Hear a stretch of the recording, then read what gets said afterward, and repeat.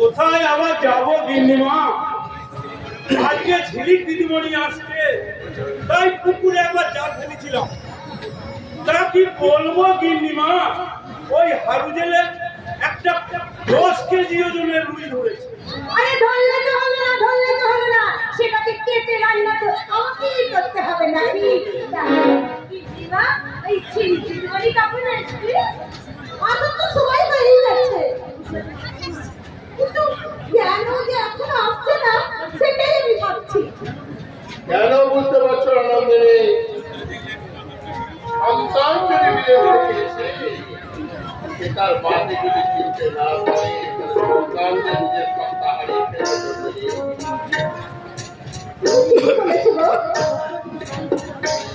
সবাই একদিন চলে যাবে, কিন্তু কিন্তু এই সুন্দর চৌকি বাড়িটাকে সাজানো থাকবে।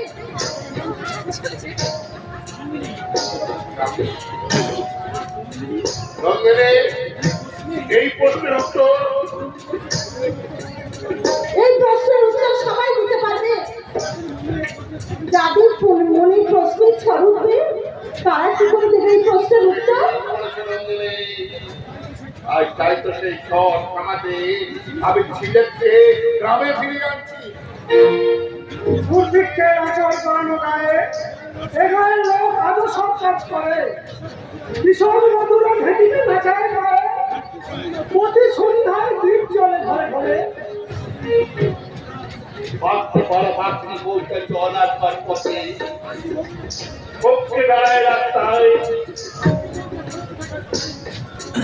বলতে চমকে থাকার পাশে ঘন্টা সঙ্গে দেখে নেয় কোনো এক মতে সবুজ ফসলে বর্ণযুগ আছে। তোর ছোটবেলায় পড়েছিলি এখনো তোর মনে আছে? আরে আছে আছে, সব মনে আছে। এখন এখন বল, এখন বল বল মনে আছে? ভালো, আমি খুব ভালো আছি, তুই কেমন আছিস? খুব ভালো আছি, খুব ভালো আছি। এই নন্দিনী, চিনতে পারছো না তুমি? বাবার বিচের সামনে বসে থাকা সেই মানুষটাকে চিনতে কি আবার ভুল হয়ে যায়? কখন জেল থেকে ফেরা হলো? নন্দিনী, সোজা তোমাদের সঙ্গে এখানে আমি দেখা করতে এলাম। আসলে আসলে তোমাদের জন্য তো অনেকদিন দেখা হয়নি। রাগ অভিমান তো মানুষের মধ্যেই থাকে, আর তুমি যে একটা অমানুষ সেটা সেটা জানতে আমার বাকি নেই। আচ্ছা পিতার বাবু, আচ্ছা পিতার বাবু, তোমার কাছে কি এই ঘটনাটা খুব অস্বাভাবিক লাগছে? আচ্ছা, এই কালা মুখে এই বাড়িতে আসতে আপনার লজ্জা করলো না? হ্যাঁ, চিৎকার করে তুমি শব্দকে বন্ধ করতে পারবে, কিন্তু রাগকে কখনো থামাতে পারবে না। এসব তুমি কি বলছো নন্দিনী? পিতার আমার ছোটবেলার বন্ধু। বন্ধুরা চামচা, তাই চামচা পায়ে পায়ে ঘুরে। আর জানো বিড়াল কেন পায়ে পায়ে ঘুরে তা তুমি জানো? আচ্ছা আচ্ছা পিতার বাবু, আপনি কেন এই সংসারটাকে ধাক্কা মেরে ভাঙতে চাইছেন? চলে যান, চলে যান, আপনি এই বাড়ি থেকে বেরিয়ে যান। তোমরা জানো না কাকে কি বলছো? এতগুলো বছর আমার পুত্র জেলে ছিল, আর আমি একটু একটু করে পাপ সৎকারী করেছি। হ্যাঁ পাপ। পাপ তুমি করোনি, পাপ করে তুমি পাপের প্রায়শ্চিত্ত করেছিলে। কারণ যে বড় দায়িত্ব তার ঠাঁই হয় ওই পিঞ্জরে। ওটা ঠিক কথাই বলেছেন রাজশেখর। আমারই ভুল। জেল থেকে সাজা খেটে ফেরার পর সেটা আমি জানতাম না। তোমাদের কাউকে কিচ্ছু ভাবতে হবে না, আমি এক্ষুনি চলে যাচ্ছি। কিন্তু যাওয়ার আগে আমার একটা খুব ইচ্ছা ছিল, জানি যার সেটা আমার পলাশকে একবার দেখে যাওয়া। আরে আছে না, যেমন আছে না আমার পলাশ, চার বাবা খুন করে গায়ে ফিরে গেলে সাদা খেলে গায়ে ফিরে তার এই চরম কিন্তু মুখ করে ঘুরে যাচ্ছে, তার ছেলেটা ভালো থাকতে পারে না। ওটা বোঝার মতন বয়স তোমার হয়েছে বাবা। আমি তোমার বংশের একমাত্র প্রদীপ, আমি তোমার ছেলে, কিন্তু তোমাকে আমার বাবা হাতে আমার নিজের জীবনের প্রতি বিদেশে ধরে যায়। পলাশ, তুই তোর বাবাকে অপমান করছিস। হ্যাঁ করছি, কথা জেনে শুরু করছি। কারণ কর্তা বাবু, পৃথিবীতে আসতে গেলে এরকম বাবা নামক একটা মাধ্যম লাগে কর্তা বাবু। কিন্তু কর্তা বাবু, জন্ম দিলে তো আর বাবা হওয়া যায় না। দীর্ঘ 12টা বছর আমি বাবার স্নেহ, মায়া, মমতা, ভালোবাসার শাসন আমি কোনোদিনই কিছু পাইনি কর্তা বাবু, কোনোদিনই কিছু পাইনি। কিন্তু আপনি যদি না থাকতেন হয়তো সময়ের সত্যি আমি ভেসে যেতাম কর্তা বাবু। তাই আজ ওই পিতৃত্বের অধিকারে সন্তানের প্রতি ভালোবাসা থাকাটা আমার কাছে অসহ্য লাগছে। রাজশেখর, আর বোধহয় আমি সহ্য করতে পারবো না রাজশেখর। আর একটা তো ধরে আমার ভাষাগুলো যেন কেমন এলোমেলো হয়ে যাচ্ছে। তুই আমাকে রাখিস না, আমি চাই। পিতা, তুই কেন বলতে পারছিস না যে সেদিন কি ঘটেছিল?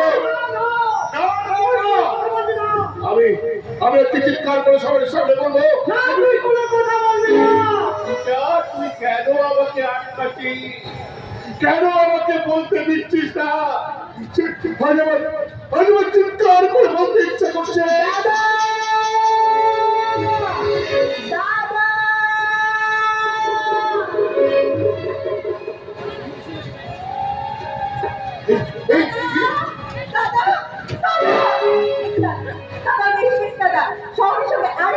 তোমাদের এই গ্রামের সাথে ভাববো না আমি তুমি কেমন আছো দাদা?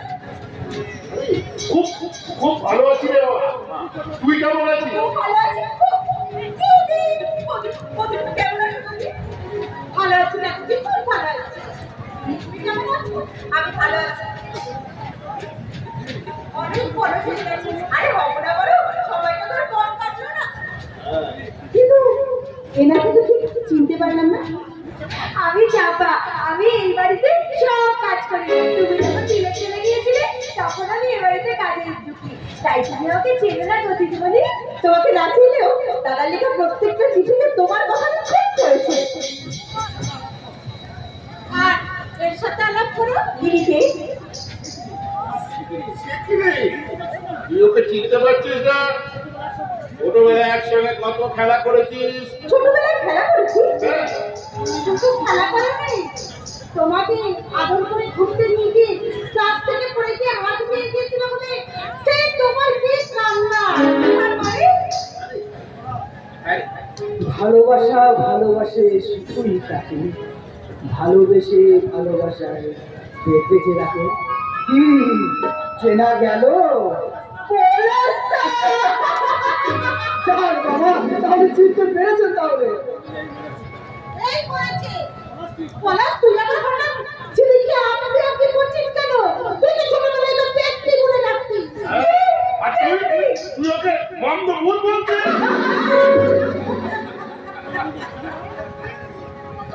চাপা ঝিলে কলে ঘুরতে এসেছে, ও চান করবে।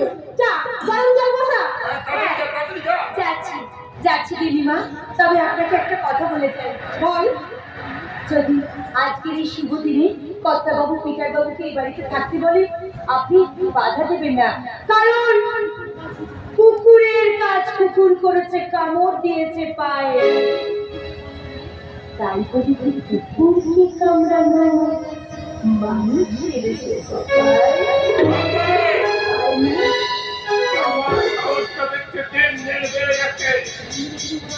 তুমি কোথায় ঘুরে গেছো?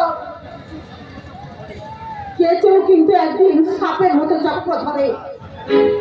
আরে আরে তুমি কি ওসব কথা বলছো? এই, এই, তুমি জানো না তুমি জানো না তুমি কি বলছো পিটারকে? তুমি কি বলছো তুমি জানো না? রাজ, এই পিটার, তুই উপরে দাঁড়িয়ে আছিস কেন? হায় হায়, কাছে আয়, কাছে আয়। এই, ডাক্তার ছেলে, তুই একে চিনতে পারিস কিনা? ওই না তো, সে কি রে? ওনাকে তো ঠিক চিনতে পারলাম না। সে কি রে? আমি তো দেখছি তুই ছোটবেলার সব কথা ভুলে গেছিস। মনে না থাকারই কথা। দেখতে দেখতে অনেকগুলো পছন্দ তো পার করে গেল আমাদের ছেলে। ছোটবেলায় তোকে আমি কম করে কামে করে গায়ে গায়ে ঘুরে বেড়িয়েছি। আরে হ্যাঁ, ও ছোটবেলায় ওর বিয়ে হয়ে গেছিল বলে লোকে বলছিস বুড়ো, আর বউকে বলছিস বুড়ি। মনে পড়ছে না? আমার বন্ধুরে পিতা পিতা। তোমার বন্ধু পিটারকে আমি মনে রেখেছি, কিন্তু আমার বাবার খুনি সেই পিটারকে আমি মনে রাখতে চাই না। রাগ করছে কেন? ঝিলিক তো ঠিক কথাই বলেছে। একজন খুনিকে চেনার দরকার ঝিলিকের নেই। আবার সেই একই ভুল। রাজশেখর এবার আমি চলি। ও হ্যাঁ, যাবার আগে তোদের একটা কথা আমি বলে যাই। আমি হয়তো আর কোনোদিন একটু ভালোবাসার আশায় তোদের সামনে এসে দাঁড়াবো না রে। কিন্তু কিন্তু যদি কোনোদিন তোদের কোনো সমস্যায় পড়িস তাহলে আমাকে ডাকিস। আমার এই রক্তমুখা হাত দুটো আমি তোদের সামনে হাত বাড়িয়ে দেবো রে। আমি তোদের সামনে হাত বাড়িয়ে দেবো। হাত বাড়িয়ে দেবো। এ পিতাজি কাকা, চোর চোর পিতা চোর। ওকে যেতে দিন করতে বাবু। তুমি জানো না পলাশ, তোমার কি যন্ত্রণা হচ্ছে পলাশ, তুমি জানো না? গতকাল যন্ত্রণা নিয়ে পিতার এখান থেকে চলে গেল, তুমি জানো না? যদি পারতাম ওই তোমাদের সব কথা খুলে বলতে পারতাম, তাহলে হয়তো আমার মনে ভেতর থেকে জান হবে। কিন্তু আজকে আজকে এই সমস্ত কথা বলে তোমাদের আমি খারাপ সাহায্য করতে চাই। তাই বলছি, তোমরা তোমাদের অবিশ্বাসী মন নিয়ে থাকো, আমার বিশ্বাসটা দিয়ে আমাকে থাকতে দাও। আমি জানি ওই ভগবান একদিন সত্যিটাকে প্রকাশ করবে, আর ততদিন আমি চাই বেঁচে থাকতে। হ্যাঁ আমি ততদিনই বেঁচে থাকবো, আমি ততদিনই বেঁচে থাকবো। দাদা দেখছি একেবারে পাল্টাই। না ঠাকুরজি, তোমার দাদাকে অনেকবার পাল্টাবার চেষ্টা করেছি, কিন্তু আমরা পাল্টাতে পারিনি। এবার তুমি এসেছো। তোমার দাদাকে পাল্টানোর দায়িত্ব আমি তোমার হাতে তুলে দিলাম। তুমি কিছু চিন্তা করো না, বলতে কিছু চিন্তা করো না। যতদিন আমি এখানে আছি ততদিনে দাদাকে আমি পাল্টে দেবো। ঠাকুরজি, যতদিন আছো মানে আবার কি তুমি বিদেশে চলে যাবে নাকি? যাবো না তুমি। আরে বাবা, দাদা মনে কষ্ট পাবে তাই তো এইভাবে বললাম। তাছাড়া কি আছে বলতো এই গ্রামে? এক হাত ঘন্টা, এক বস্ত লজ্জা, গ্রামে পার্টি, সোসাইটি, হোটেল, বার কিচ্ছু নেই। আছে জীবনে আছে। কি আছে এই গায়ে? ধানের খেত, নদীর জল, পদ্ম আর শালুকের জল, বালিগঞ্জের লেক, গড়ের মাঠ, গ্র্যান্ড কিংবা তাজ হোটেল, বট গাছের ছায়া, মঠ রাখালিয়া বাসি আর মেঠোপথ, Eden Garden, Science City, Nicobar. রথের মেলা, মনসার ভাসান, মাটির কুলুঙ্গিতে লক্ষ্মীর ঝাঁপি, সিনেমা হল, থিয়েটার হল, তারকার স্ত্রীকে গান।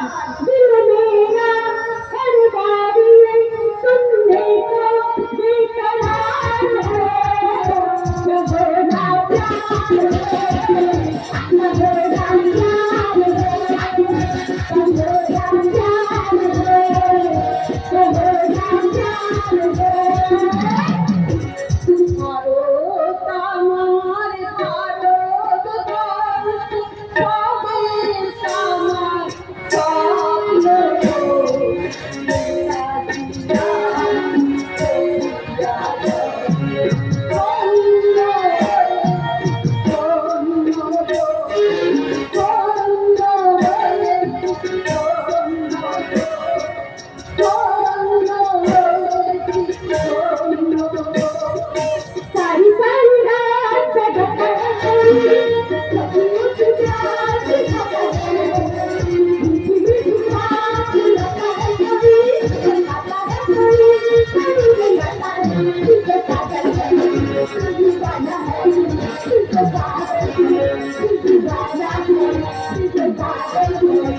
ও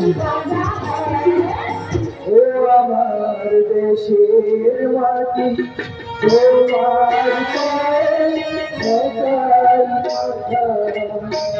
ও আমার দেশের মাটি তোমার পায়ে ঠেকাই মাথা।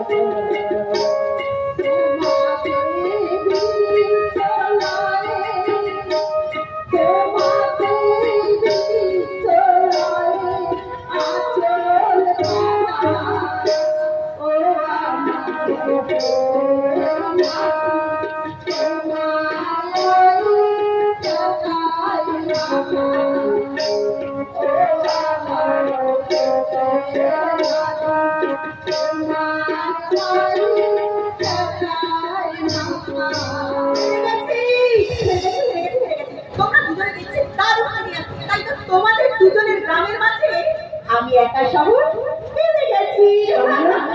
তার মানে আমি একদম সত্যি কথা বলছি, ওদের ঠিক সত্যি করে বলছি। আরে বাবা, গ্রাম তো দূরের কথা, তোমাদেরকে ছেড়ে আমি কখনো যাবো না। এই বলে না, শুনেছি নাকি এই পাহাড়ের উত্তরে একটা মন্দির হয়েছে? আমাকে তুমি ওখানে নিয়ে যাবে?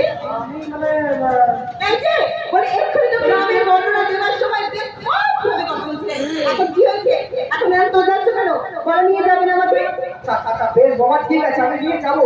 এখন এত দূর থেকে এসছো, একটু বিশ্রাম নাও, তারপর বিকাল বেলা নিয়ে যাবো। কিন্তু আমি এখন যাই, আমাকে আবার মাঠে যেতে হবে। এই বলে এক্ষুনি চলে যাবি? হ্যাঁ, কিন্তু না, আমি না গেলে না ওই কিষানরা ছুটি পায় না, ওদেরকে ছুটি দিয়ে আসি, তারপর ঝিঝিমুনি এসছে তখন চলিয়ে গল্প করবো। আমি এখন চলি। চলি বলতে নেই, বলো আসি। বন্ধুরা, আমাদের ঝিলিক জীবনে কিন্তু অনেক বড় হয়ে গেছে। আচ্ছা বাবা, বেশ, আমি আসি যদি।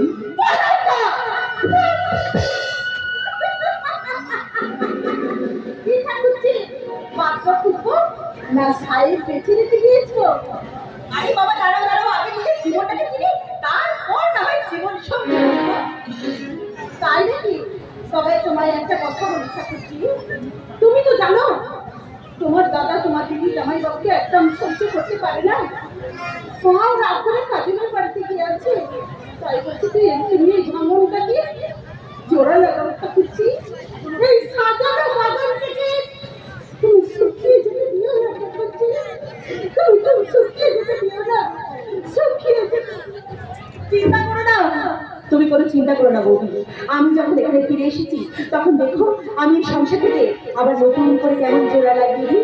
তাছাড়া তুমি শুনলে না পলাশদা আমাকে কি বলে গেল? আমি নাকি অনেক বড় জমেছি। সত্যি সত্যি আমি যে কত বড় হয়ে গেছি তা পলাশদাকে না দেখলে কি জানতে পারতাম না। এতদিন পরে সে পলাশদাকে দেখি আমি যেন কেমন হয়ে গেলাম। আচ্ছা, এই নাম কি ভালোবাসা? না না না, আমার মনে হয় যৌবনের মোহ। তা যাই হতে পারে, ঠিক পলাশদাকে এখন আমাকে জড়িয়ে ধরে বলতে ইচ্ছা করছে, ঠান্ডি ঠান্ডি পানি চলো না